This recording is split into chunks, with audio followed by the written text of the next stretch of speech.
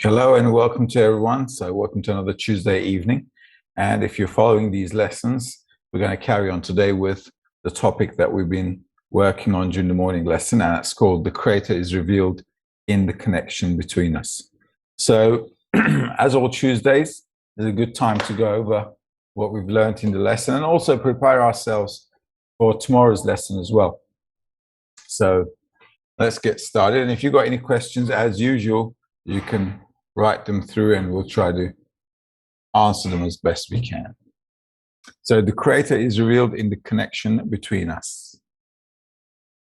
So the first excerpt. One who truly wants to serve the Creator must include himself with all creations, connect himself with all the souls, include himself with them, and they with him. That is, you should leave for yourself only what is needed for connecting the Shekhinah, so to speak, which is divinity. This requires closeness, and many people, for the more people serve the Creator, the more the light of the divinity appears to them. For this reason, one must include himself with all the people and with all creations, and raise everything to their root, to the correction of the divinity. So let's read that again. Let's do 2 times reading and see how we go. One who truly wants to serve the Creator must include himself with all creations, connect himself with all the souls, include himself with them, and they with him. So if I don't have a connection with others, there's no way I can connect with the Creator as well. Think about it for a moment. According to the perception of reality that we've learned, everything is perceived inside of me. So if I want to perceive the creator. I have to perceive and feel other people that are seemingly outside of me. So if I don't open up myself and get this special sensation of connection with others, there's no way I'll be able to feel anything or anyone else except myself. So we're all stuck in our body.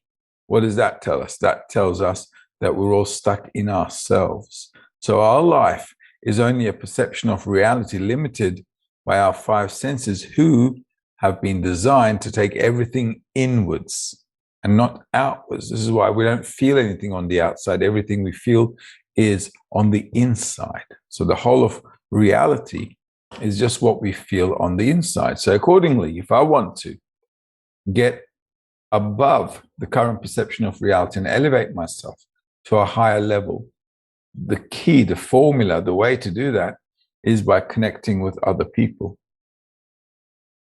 And that connection, how can we measure that connection? That measurement of connection should actually give us a sensation of that we're actually feeling a life above our body, above the restriction of our corporeal reality. So this is why we need other people when we study spirituality. That is, you should leave for yourself only what is needed for connecting the Shekhinah. So my life should be composed of what I need to exist.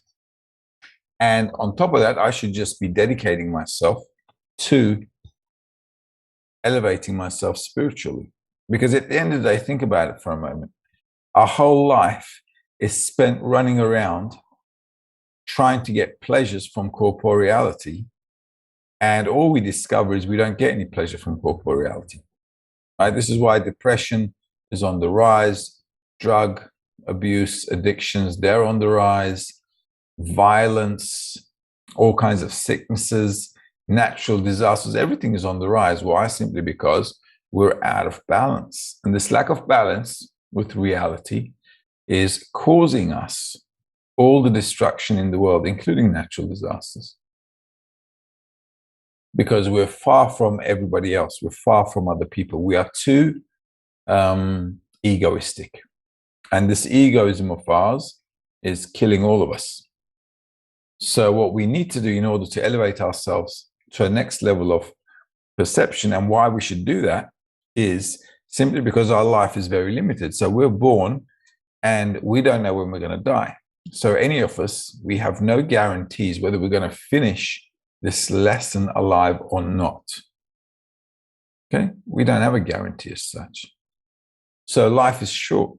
So why waste it on pleasures you can never fulfill? Because every time you chase something, you're wasting your time, money, effort, and your sanity, risking losing it, all right, in order to get something that's only transient. Then you're left, whenever you get something, you're left with chasing something else the next day. So life can never and ever be fulfilling or happy the way we're living it. It's just not possible. Therefore, in order to elevate ourselves, we have to reevaluate how we live. And this is basically what this is telling us. I have to reevaluate what I'm chasing in life, and I have to think about how I can, move on to a higher level of understanding or perception, spirituality, whatever you want to call it. This requires closeness, and many people, but the more people serve the Creator, the more the light of the Shekhinah appears to them. So the more we are, the more we can work in order to elevate ourselves. Now here it says serve the Creator, because this is like old language, all right? The Creator doesn't need servants. If he can do anything like create such a reality, who needs a servant? So serving the Creator means that a person is actually working on his spirituality, because the Creator is the attribute of love and bestowal. So serving the Creator is actually the person trying to get to that attribute of love and bestowal. So sometimes that's a misunderstood sentence, but obviously the Creator doesn't need any servants. So in order for us to elevate ourselves to a higher level, I need an environment, I need other people to ensure that if I work against my egoism, I'll get some support, because working against our self-love or egoism is a very difficult thing. How am I going to manage that? In order for me to manage, I need to have some kind of a support mechanism around me. And that's called my 10 or my group. For this reason, one must include himself with all the people and with all creations and raise everything to their root, to the correction of their soul or of divinity. So what do we have to do? Well, as students of Bnei Baruch, we're studying and we need to connect.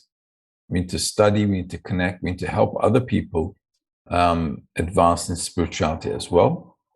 And accordingly, we will also move forward with them. Spirituality is a way of, in the wisdom of Kabbalah, is advancing in spirituality depends on how you help other people. Because helping other people means that you're giving them some importance. In our current egoistic nature, the only person that's important to us is us. That's it. A person cannot feel that another person is important if he's egoistic. If we do feel somebody is important, it's because we probably depend on them for something. That's why they're important to us. But otherwise, if I wasn't dependent on someone, I wouldn't think they're important at all. So this is why most of the people in the world, for us, are not important. Why? Because we don't have anything to do with them. So we feel people are important if we understand that there is some kind of benefit in our relationship or some kind of expectation, dependency that I have towards that person. All right. And let's move on to the second excerpt. This is from the Zohar. It is written, "Why have I come and there is no man? How beloved are Israel by the Creator, for wherever they are, the Creator is among them, since he does not remove his love from them, as it is written, and let them make a temple, and I will dwell among them." So this is also a nice one. If there are a group of people who want to connect with each other and come to attain the attribute of bestowal, then that's the temple between them. Now, when we talk about temple, many people think, well, outside in the world as well, people think a temple is buildings, all right? So if we build a building and start praying in it, people think it's a temple. Now, temple is that loving relationship, that care between people, which is felt in such a way that in that sensation, we feel a higher level of existence. That's called a temple. Why is it a temple? Because it's a holy place. So that zone, that area where we feel that love, that connection, where we are completely above our egoism, that's a place where we feel the Creator as well. At the end of the day, what is the Creator? The Creator is a sensation. It's a perception of living. Just like we're in a certain perception with our five senses and our corporeal reality, the Creator is also a perception of existence, but inside the vessels or perception of bestowal, not reception or egoism like what we're in right now. So if we want to elevate ourselves to that level above our bodily perception, we're obviously going to have to attain those attributes. And those attributes can only be attained if I practice with people who are on the same page as me. So if there's a group and if there are people who want to integrate into that group in order to attain the attribute of the Creator and who among themselves work in that way, then they should over time come to a change in nature, where in that change in nature among themselves, they should feel a high level of perception, which is called the Creator. So the Creator is not like a figure like, I don't know, like Father Christmas or something up in the skies or in the clouds. No, the Creator is an attribute which is now clothed in me, and in that clothing I live in a high level of perception. Excerpt number 3. This is from Rabash. When the temple was ruined, it is written, and let them make a temple, and I will dwell within them. This pertains to the point in the heart, which should be a temple where the light of the Creator dwells, as it is written, and I will dwell within them. Hence, one should try to build his structure of holiness, and the structure should be able to contain the upper abundance poured from the giver to the receiver. However, according to the rule, there must be equivalence of form between the giver and the receiver, so the receiver too must have the aim to bestow like the Creator. This is called action. As it is written, let them make me a temple, where the acting applies to the vessel and not the light, since the light pertains to the Creator and only the action pertains to the creatures. All right, so once again, that ruin, the ruin of the temple, means that loving connection between us is ruined. So when we're talking about the ruin of a temple, obviously we're not talking about buildings going down, buildings going exploding, and so on. You cannot find something holy in a brick building or a wood building or whatever you call a temple. It can only be a sensation. So here, it's the same kind of thing.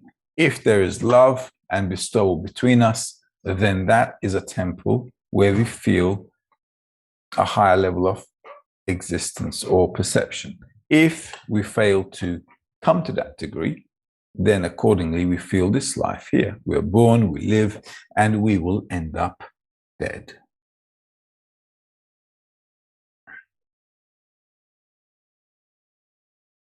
So what is that? This pertains to the point in the heart, which should be a temple where the light of the Creator dwells. So this is why the Kabbalists pay a lot of attention to this point in the heart. Because if a person has a point in the heart, this inclination for spirituality, right? This is why you can't really explain the wisdom of Kabbalah to anyone out there on the street unless he has this awakening inside called the dot in the heart, and he's actively searching for the meaning of life and wants to, figure out why he's living or why she's living and so forth. Unless, there is something like that in a person, there's nothing really to talk about with anyone out there on the street. This is why Kabbalists never explained the wisdom of Kabbalah to anybody for centuries. Only, certain students, which they thought were valuable enough or worthy enough to learn these, they were the only ones they taught. This is why Kabbalah is known like a secret wisdom, a hidden wisdom. It wasn't really hidden. There was nobody to really teach. Okay, so if you don't have a student that's demanding this personal transformation, or if you don't have a person who's really, wanting to know the meaning of life, who are you going to teach it to? Not to mention the wisdom of Kabbalah is, it's a method which is working, which is making us work against our nature. So we're trying to get to another nature, right? So in order to get to another nature, I have to work against my nature. And who wants to really change? Nobody in the world wants to change. So in order for a person to understand that living in a higher level of perception requires personal change, and that he has to go against his nature, or she has to go against her nature to achieve it, is a big deal. So it's not really something that's been explained to the whole world, because there's nobody really interested in it. Everybody wants to change the world. Nobody wants to change themselves. So the wisdom of Kabbalah for centuries, the wisdom of Kabbalah for centuries have been just concealed and on the shelf. Hence, one should try to build his structure of holiness, and the structure should be able to contain the upper abundance called abundance poured from the giver to the receiver.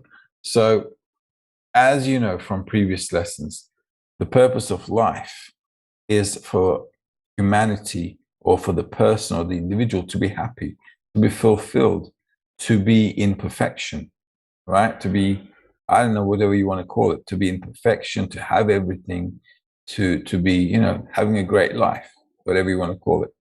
Now, the reason we're not feeling like we've got a great life is obviously simply because our nature is not the same as the Creator's nature. So the Creator is trying to raise us. It's like growing kids. So in order for him to do that, we have to develop this dot in the heart in the environment. So if we do that, then we should be able to receive the good. If we don't do that, we won't receive any good. And this is why the world is pretty bad. So if you think about it, the world is pretty crap with all the wars, natural disasters, all kinds of things happening to us. So it's a disappointing world. And many times it makes us wonder, why would God or any big higher power create such a world and mess it up? Because at the end of the day, when he created us, didn't he know that we were going to wreck everything? So, why would you create something great and then create a creature that would destroy everything like us? So obviously there must be some wisdom behind it. And there is. Simply because we're in a bad state. And from the recognition of this bad state, we can elevate to a higher state. It's as easy as that. If I don't know I'm in a bad state, if I don't know I'm sick, I'm not going to take any medicine. But if I go to the doctor, despite the fact that I'm feeling well, and I go for a checkup and he says, listen, it's a good thing you came for a checkup because you're in a pretty dire state. And now that you came, we've got the early detection and we can definitely help you with that. Then obviously I can be saved. So the wisdom of Kabbalah is something like that. As we live, we understand that life becomes meaningless, valueless, pointless. However, the wisdom of Kabbalah says, no, it's not like that at all. Life has a meaning, it has a purpose, it has a value. And the way you can really get all those things is by just going through a personal transformation. That's all. Now, in life, we're pretty used to personal transformations, actually. In order for us to, for example, lose weight, we make a lot of sacrifices. We eat less, we go to the gym, we do activities, we do all kinds of stuff. Why? Because we want to lose weight, we want to look good, we want to feel good, we want to be healthy, and we want to be good examples for the kids, and so on. So we have a lot of motivation to do things. So that's personal change.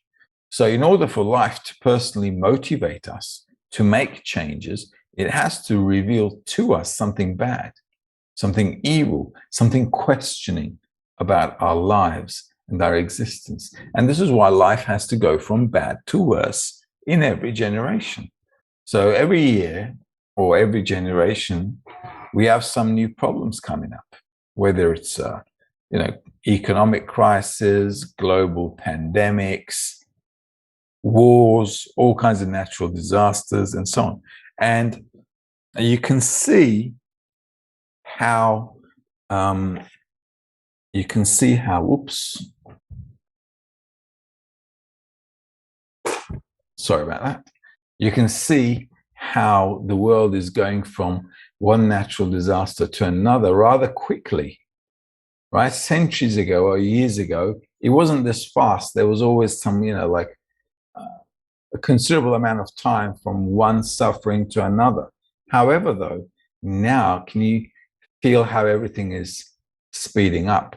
For example, that hurricane they had in New Orleans, what was that, like 16, 17 years ago, right? The whole place was like washed out, I think. And what happened? They said this was like 1 in a century event. So now they just had another one. It's pretty much the same, okay, if not worse. So as you can see, they used to call it 1 in a century, 1 in 100 years event, and now it's like 16 years away, 15, whatever years away, and then you get the second one just as bad.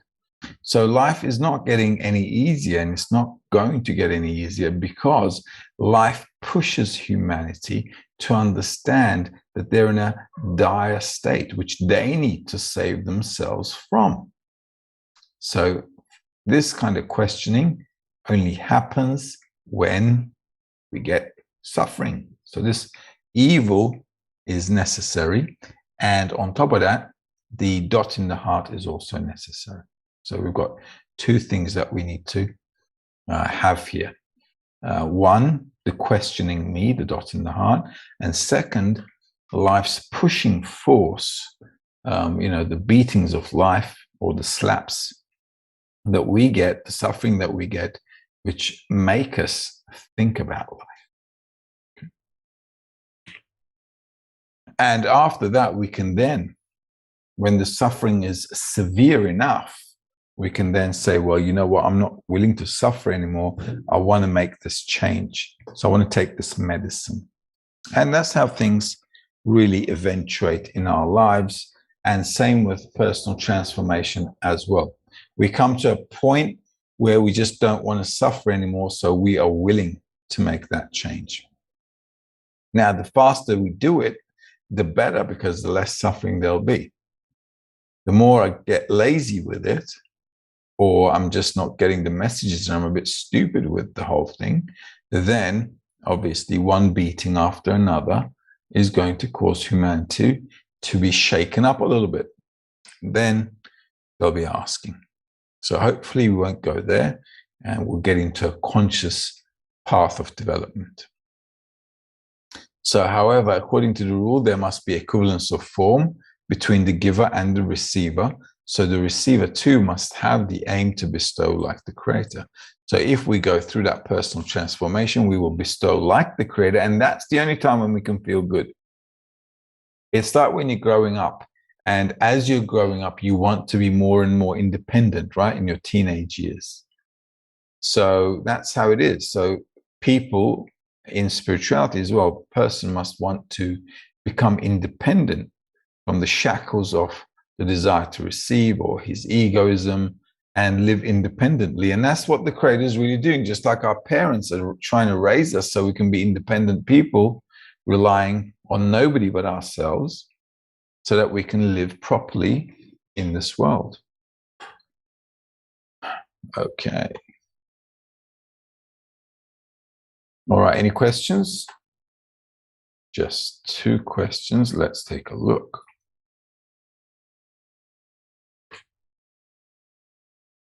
Okay, Mine is asking, how can we build the temple in the center of the tent? Well, everybody has to make the tent and the goal more important than themselves. And if we all invest into the center of the tent, which is helping each other advance in our spirituality, if everybody helps each other, supports each other, and we make the goal important, then we can build this holy place. Why? Because at the end of the day, what is spirituality, right? Spirituality is the attribute of bestowal, which comes from a new nature called the love of others. So if I want to develop this point, I have to act, I have to engage in all kinds of activities that will make me think, intend, and do things in action, all directed towards that goal. However, it's more important to me, whatever is more important to me, the more advanced I will become. So building it is going to happen only with the friends, because building means it's a mutual connection.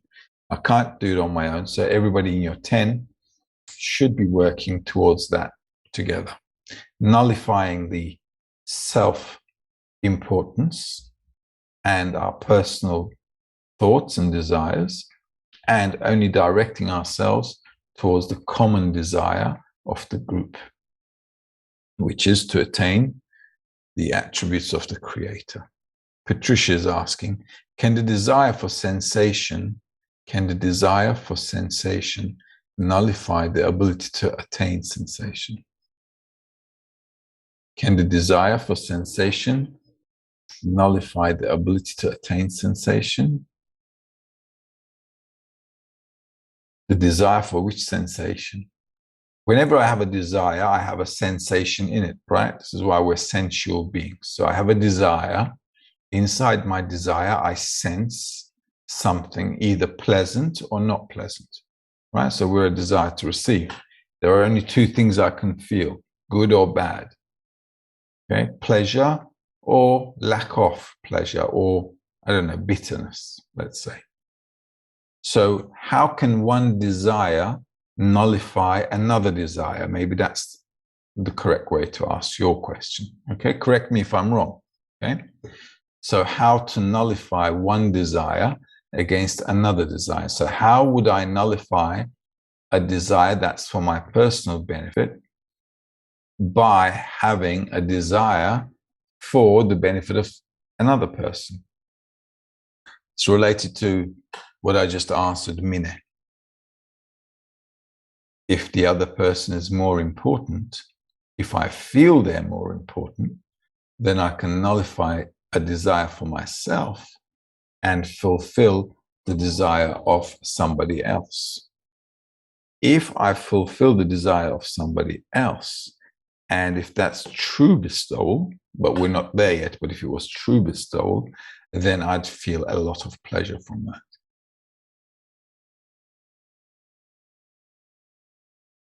So the only way to nullify the sensation in one desire with compared to the other one is how important it is. This is why, as we grow up, we chase bigger things. So what's valuable to a child may be a toy, but as we grow up, what's more valuable to us is the real thing. Okay, so it's all about the importance. Okay, let's carry on. Let's do number 4.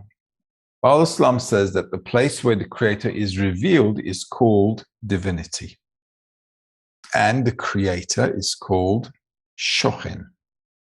However, when he is called Shochen, when is he called Shochen? When there is someone who attains the Shochen. At that time, he says the Shochen and Shekhinah are not two things, but one. That is, the Shochen is called light without a Kli. And the Shekhinah is the place where the Creator is revealed. It follows that all that there is in the place where the Creator is revealed is the Creator and nothing else. However, there is light and Kli, meaning there's a Kli that attains the light. It therefore follows that the place where the Creator has chosen to say his name is, as we learn, that we need to correct our vessels of reception to be in order to bestow contentment upon the Creator. This is the meaning of equivalence of form. Then, in that place, the name of the Creator appears. So the only way we can feel, it's actually talking about laws of nature, all right? Sometimes the Kabbalists are obviously writing to us in a poetic way, how the Creator is kind of clothed inside of us and so on. But basically, he's talking about laws of nature. I can only perceive something if my perceptive faculties are in equivalence of form. Otherwise, I can't. So what happens here in this format is the same kind of thing. If I'm in equivalence of form, in bestowal, then I can perceive the Creator. And that is the new nature I take upon myself. If not, then I'm stuck here. That's basically it. Same with anything. Some radio waves, sound waves, we cannot hear. And some we can. Why? Because they're either within or outside of the range of our perception. Same with the things we see, smell, taste, everything. There are certain things we can perceive according to that range which is perceptible by our sensory organs. However, though, beyond those ranges, I can't. Well, same with the Creator. I can't perceive the Creator in the current range that my perception is. Why? Because it's working towards me. It's not working towards the outside of me, which is other people or something outside of me. It's always working to receive within and not to perceive anything outside. And the only way I can perceive something outside is actually by connecting to them with the attribute of bestowal. So if I'm bestowing, then I'm connecting to that other person. And that attribute of bestowal is actually the thing that's making me feel like I exist like the Creator. Okay, I don't know if I managed to put that quite into words, but at the end of the day, it's just laws of nature. That's all they're talking about. So in the 21st century, obviously, this kind of language is a bit difficult for us or anyone in the 21st century. However, though, the more we work on it, the better we'll get. Excerpt number 5. This is Baal Salam's from the Zohar article. Because the Creator does not think of himself, whether he exists or whether he watches over his creations, and other such doubts, similarly, one who wishes to achieve equivalence of form must not think of these things. As well, when it is clear to him that the Creator does not think of them, since there is no greater disparity of form than that. Hence, anyone who thinks of such matters is certainly separated from him and will never achieve equivalence of form. This is what our sages said. Let your actions be for the sake of the Creator. That is adhesion with the Creator. Do not do anything that does not yield this goal of adhesion. This means that all your actions will be to bestow and to benefit your fellow person. At that time, you will achieve equivalence of form with the Creator, as all his actions are to bestow and to benefit others. So all your actions will be only to bestow and to benefit others. This is the complete adhesion. Now, sometimes we get a question, right? How do I know the Creator is loving and bestowal? How do I know that all of the Creator's acts and actions are for other people and not for himself? Right? So the question, how are we going to know that? We don't know the Creator. So how would I know that that was exactly how he was behaving? Well, for that, we just have to look into nature, don't we? In nature, there is the human being and there is the general nature. And if you look at the general nature that we see out there, you see that everybody's working for everybody else. Right? So water doesn't drink itself. Water provides life for everybody else except water. The fruits on a tree, the tree doesn't eat its own fruit. Everybody else eats it, but it doesn't. Okay? The soil, it feeds the plants. The plants, they feed the animals. Animals, they feed from each other. And everybody's serving each other. Right? That's just how life works. And according to that, when everybody's serving each other and nobody's taking more than what they need, in nature, we get balance. Now, with humanity, we get unbalanced because everybody's taking more than they need. And if everybody's egoistic and everybody's taking more than they need, well, it's obvious that we're going to get to chaos. And from one chaos, we're going to go to another chaos. And that's how it's been all our history. Here's something else that's more interesting.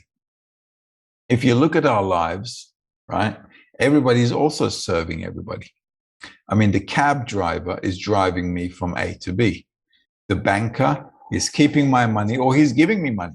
He's there sitting there. I'm going there taking money. He's serving me. I have a tailor. He's serving me. I've got the bus driver. I don't know, the cafe owner, the farmer, the engineer. Everybody in reality is serving everybody else, actually. So we are all actually serving everyone. However, though, we're doing it egoistically. And when we're doing it egoistically, it causes chaos. If we were to all serve each other and just to serve each other without any personal benefit, then we would come to absolute balance with life because we wouldn't take more than what we need And if everybody was just doing this act of serving and just taking what they need, even without loving each other, just think of it for a moment, right? Just to come to balance with the laws of nature, life would already be settling down. And because we're not doing that, we're going through all kinds of problems. Natural disasters. Natural disasters mean the world is out of balance and it has to do something to get back into balance. That's what a natural disaster is. So from the side of nature, it's not a disaster. It's an action it has to do to bring balance to a system so that the system can carry on existing. And the only creature that's out of whack with all of creation is humans, because we eat and destroy and we want to gobble up everything. Accordingly, we will get many troubles like the virus and the soon upcoming huge economic problems and also unemployment. These will all be very hot topics and even worse things. And the natural disasters won't end. COVID-19 is not going to go away. So you better get used to living with it and so forth. Until humanity discovers the need to change and balance itself out with nature, world will not balance out. And as the students of the wisdom of Kabbalah, we also have to explain this to people in the world as well. Otherwise, how are they going to know? Nobody's going to know. They're going to carry on life as it was, and they think they're going to just take an injection and this is going to go away. Nothing is going away until humanity changes. And this virus will not go away, and this is why it's constantly mutating. So I got friends who are taking their 4th round injections. 4th round. See, it's not going away. Does the injection work? Well, I said it wouldn't work, but what can you do?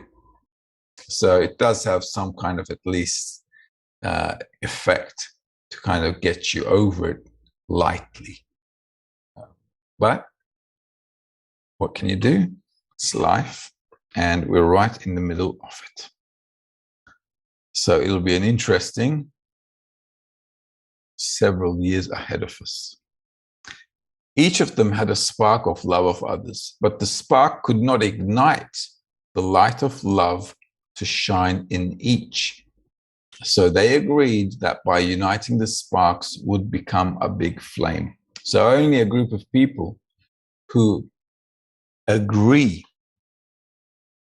to make this change can come together and apply it. This is why we can't really do this with people out there on the street, because if they're not willing to do it, if they don't understand why we need to change and what we need to attain, there's no point in talking to them or explaining to them what spirituality is. We can explain to them why the world is going crazy. We can explain to them why our egoistic nature and this consumption spree that we're on is not going to, last forever, and it's just going to take us into more problems and dramas. We can explain all that, but you can't really explain to a person out there on the street that, we need to do this spiritual work between us, come to a state where we only think about the others and not think about ourselves at all, and then we'll elevate ourselves to a new level. So that kind of thing you can't tell, and they won't understand. They'll think you're crazy, and they'll be right. So we need this thought in the heart, and we need this common understanding and agreement that we're willing to do this work among ourselves, and only then can we become successful. All right.